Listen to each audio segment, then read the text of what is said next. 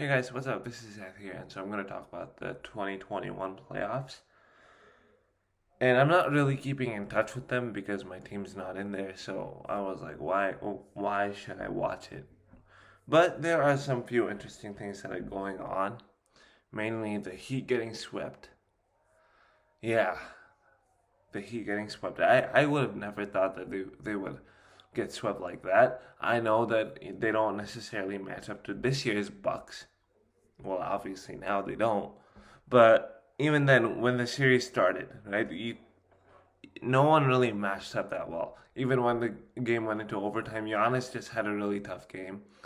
Um, and the Heat, like Jimmy Butler, had a really bad series, and that kind of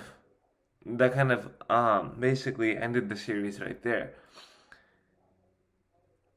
So let's talk about a few things in that series. Obviously, Chris Middleton, he played really well in that series.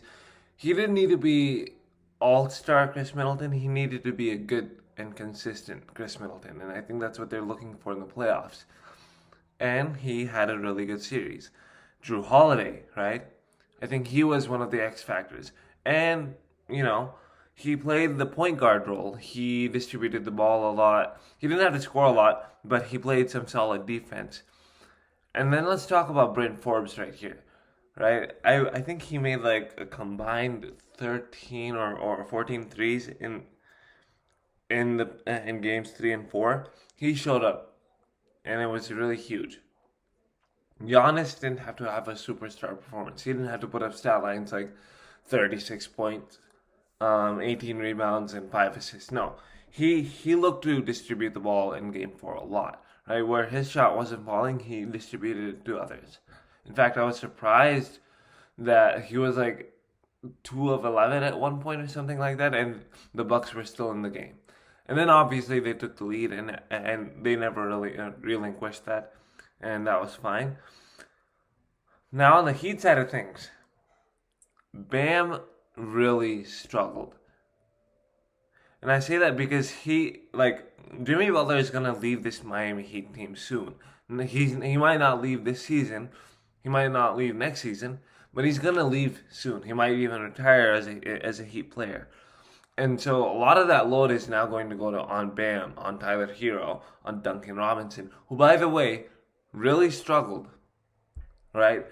Um, I think his averages and points per game in the series was in single digits, and he really struggled a lot to produce. And Tyler Hero, same thing. And this is going to be quite worrisome because in the regular season we saw all these hints, right? We saw Tyler Hero being distracted and rather he chose fame over hard work right here, and that kind of led to encore disruptions right here for him.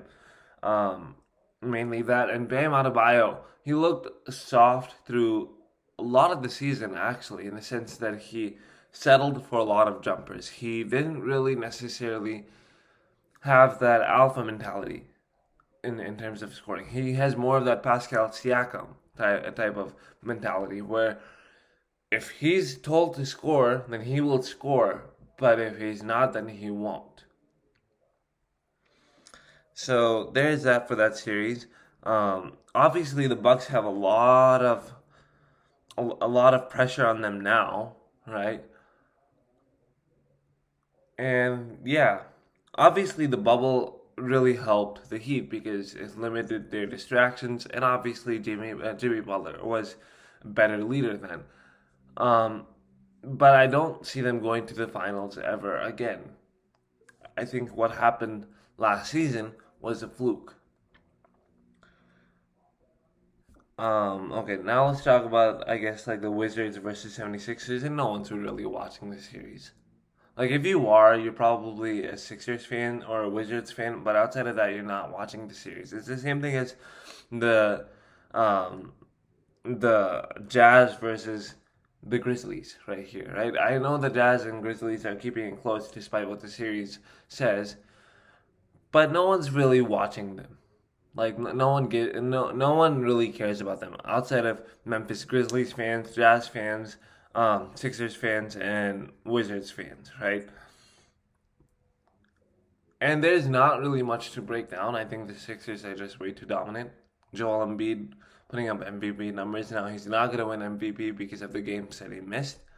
But he's putting up, like, he's showing us flashes of dominance in the series. And there's not really much to break down. Seth Curry's playing great. Tobias Harris, Ben Simmons. Everyone's playing their role, and that's fine. On the Wizards side of things, Bradley Beal kind of needs to step up a lot. And Russell Westbrook, and Davis Bertans, and Rui Hachimura. Everyone needs to step up. Everyone's not contributing to their fullest potential. So there's that for that series. Now the Grizzlies versus Jazz. I know, like, not a lot of people are watching it, but the Grizzlies have been keeping it close against the Jazz, and I think they took the lead in Game 3. Had it not been for, yeah, they took the lead in Game 3, but Mitchell kind of took over in the fourth quarter, and the game ended there. I will give credit to Grizzlies fans for Grizzlies, not the Grizzlies fans, for perhaps competing in the series, for perhaps trying to win these games. But let's just be honest, the Jazz are way better than them. Obviously, Mitchell coming back was really huge for the Jazz. Rudy Gobert, I don't know what the stats he's putting up are, like what the stats he's putting up, but I guess he's helping the Jazz right now. On the Grizzlies side of things, John Morant, had a great second game, but when you lose a game like that, I guess, like, it kind of gets, it kind of like it's questionable. Like, I know he tried to carry the team and everything, but at the same time, some people may say that, oh, was it stat padding? Was it, no one, like, that wouldn't necessarily have the greatest narrative. I know he competed really hard, and I know he hates the term stat padding, but I think it's just gonna happen right there. Um, the Grizzlies have to step up. Other than John Morant, Dylan Brooks needs to be more consistent.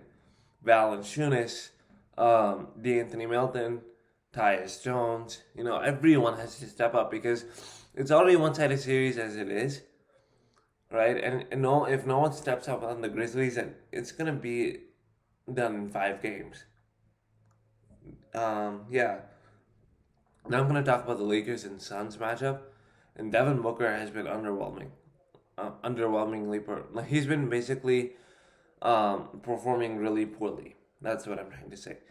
And I understand that it's his first playoffs, but at the same time, he's kind of known for kind of being clutch in the big moments, and I thought that he would really step up.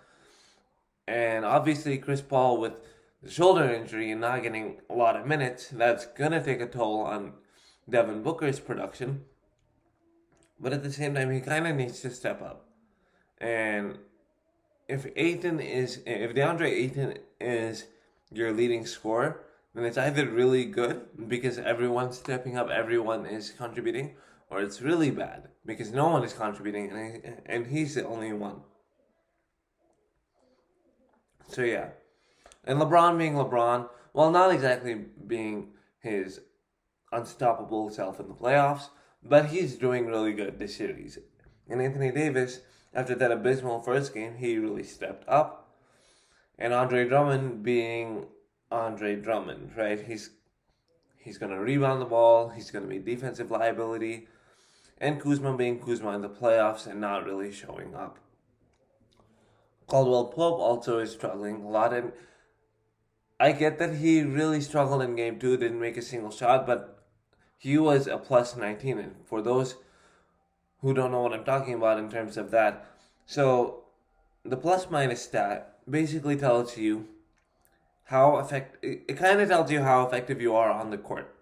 So say Steph comes into the game, right? And the Warriors are up 9. He comes in and he helps them increase the lead to, say, 25. So that means that he would have plus 16 right there, right? So if someone started as a minus 9, and the team outscores the other team by 16 points, then suddenly it would be -7 plus 16, which is 9. His plus minus stat would be positive 9. So when Kentavious Caldwell Pope was a plus 19, that means the Lakers team outscored the Suns by 19 points when he was on the court. So it is kind of a subjective stat. It doesn't really tell the whole story, but it tells enough of it for to really see the whole impact right here. Obviously, you'd love to be a plus. You never want to be a minus. But there's that right there. Kuzma has really struggled. And I don't know what to really say about that because I'm not really a Lakers fan and I don't really know what is happening in the series. Again, I'm not watching any of the series, so this is just me coming off of what I see on ESPN. So, yeah. And I'm going to talk about let's see what other series have. The Mavericks and Clippers. That's been really surprising to me because the Clippers have been performing really poorly despite Paul George putting up great stats or good stats. Kawhi Leonard putting up also good stats, but it's been Luka Doncic who technically is the Clipper killer.